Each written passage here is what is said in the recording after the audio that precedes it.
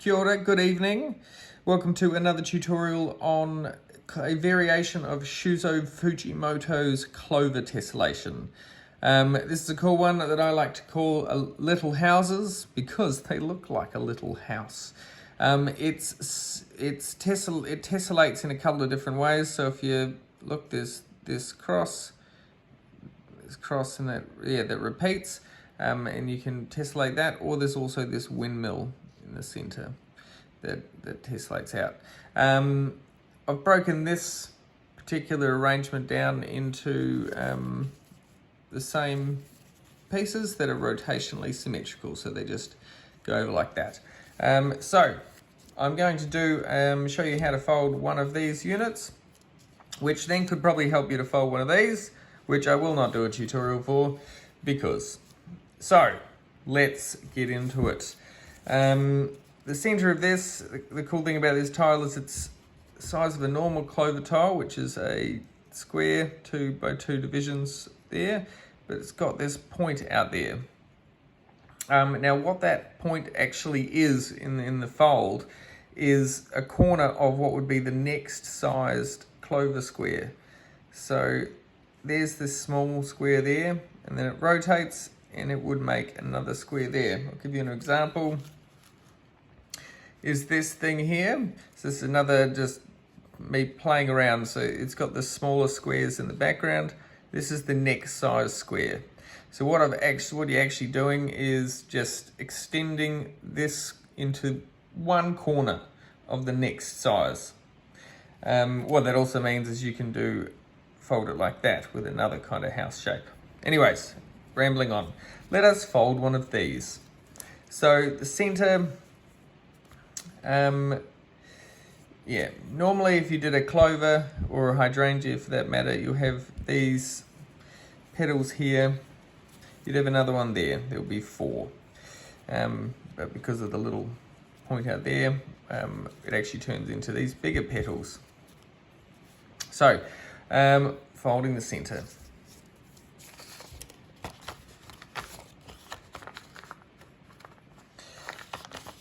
Find central plate.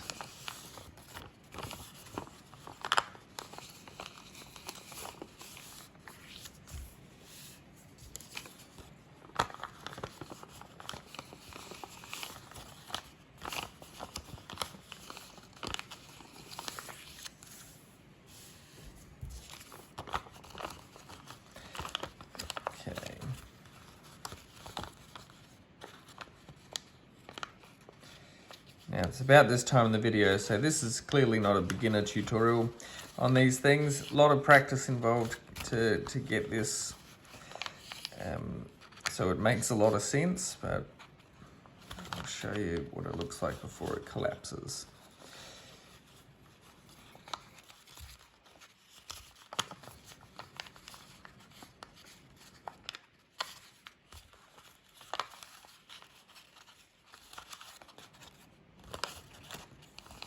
So, if we were folding a regular clover, this would be on all 4 sides, but on this side we're going to just point it out like that. So when we collapse this down,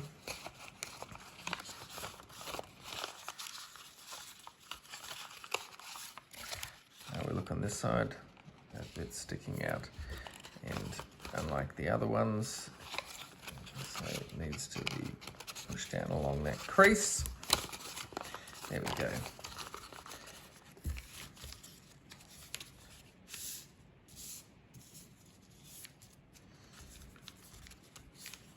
All right, so we flatten them down. It's basically like a 3/4 clover. So, gives you a little shape. What we're gonna do, open it back out so you can see.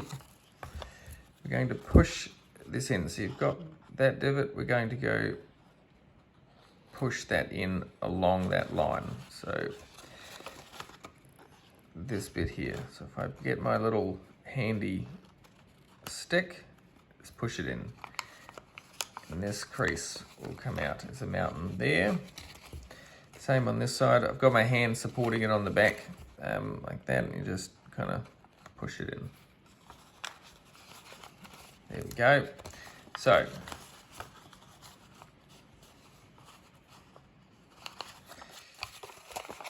that is what that looks like.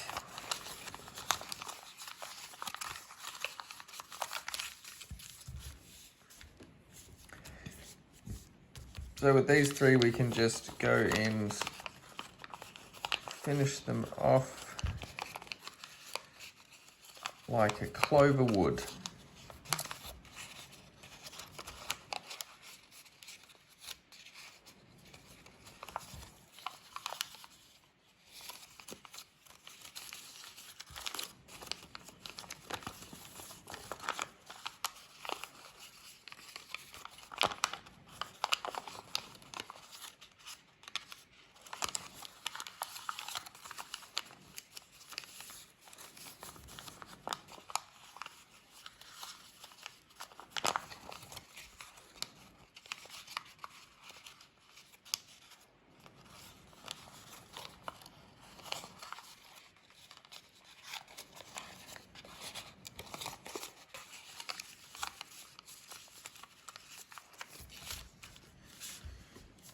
There we go, we've got 1, 2, 3 petals, these ones out. So with these ones, we push that bit in there to make this into a larger sized petal.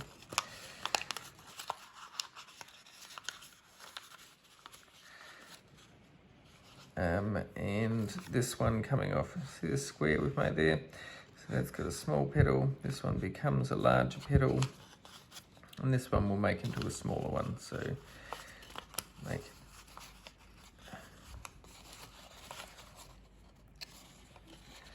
and this is quite a cool intersection that goes there, and that will push forward.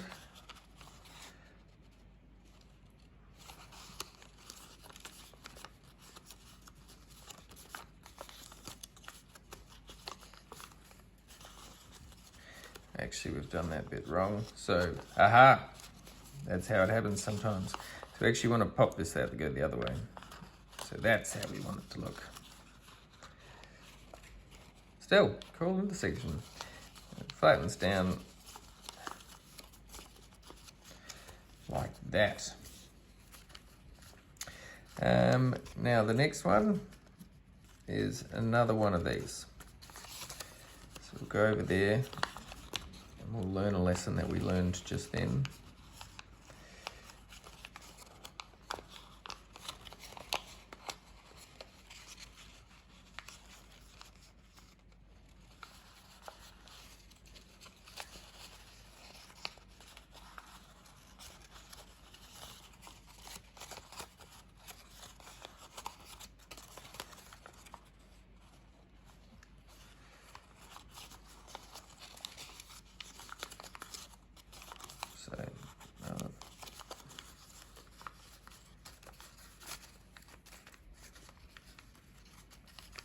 Okay, and then from here outwards, there's another 2 petals out there.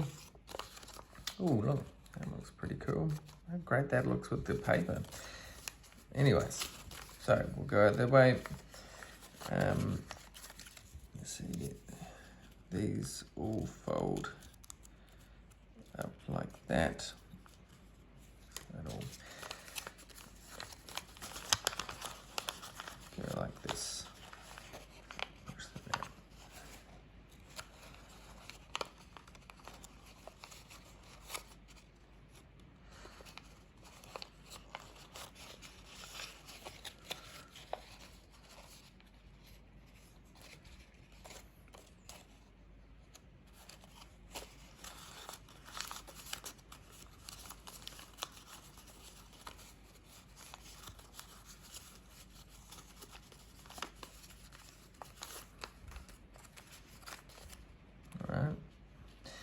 And this one's got one of these, a big one. So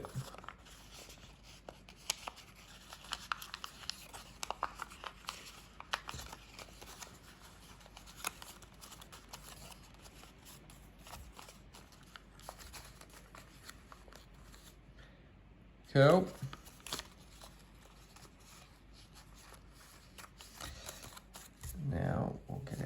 handy toothpick. Push those things like that, and I fold those down, and then fold that up.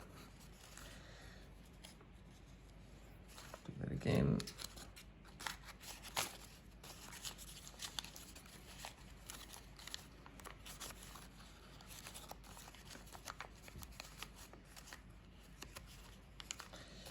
Alright, and we'll do that one there.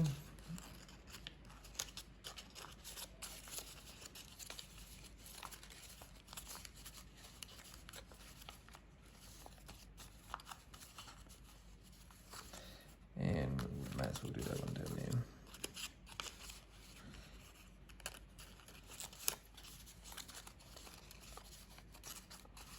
there. Okay, so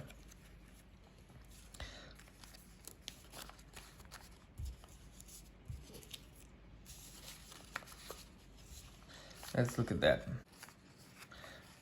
So what we want to do is square that off and then shape that one out. So we'll square this bit off here best we can. Fold that bit under. And then we'll push that one in.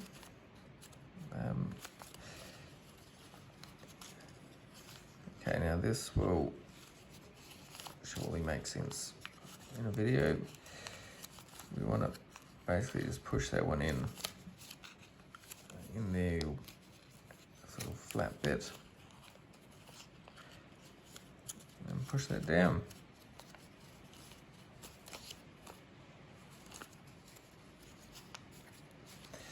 Beauty. All right, and it's the same shape down here, so we'll do the same thing.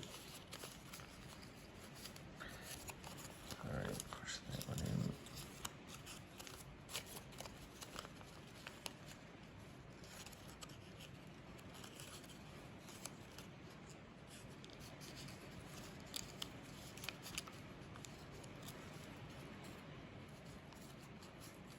Done, and fold those two back to make that bit. That one's looking fine, isn't it? Now this one goes out that way.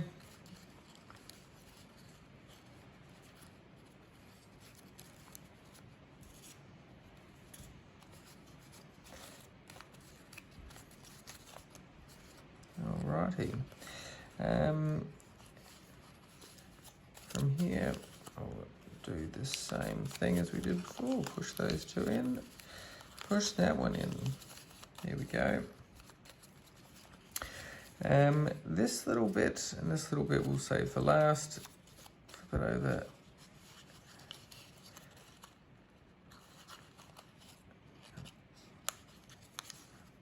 Like that, and then push that flat.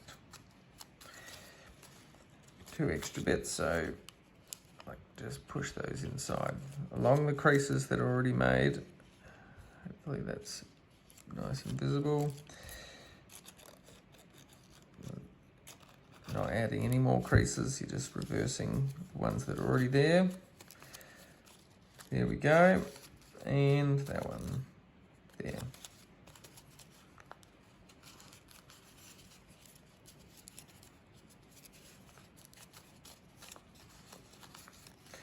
And there you have it.